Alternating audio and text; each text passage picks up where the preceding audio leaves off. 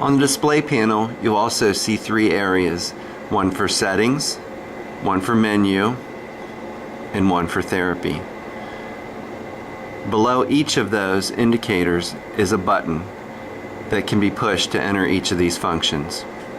To begin therapy, or to begin your treatment, just hit the button and the treatment begins. To stop therapy, or put it in standby, hit it again. When a setting change needs to be made, simply enter the settings function.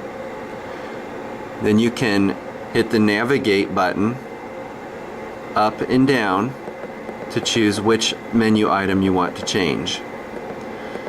Once you find an item that you want to change, you hit the modify button indicating that you want to make a change.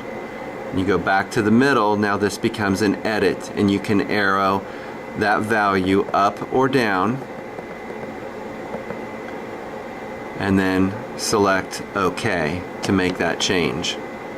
Once you're finished making all of your setting changes, simply hit the finish button.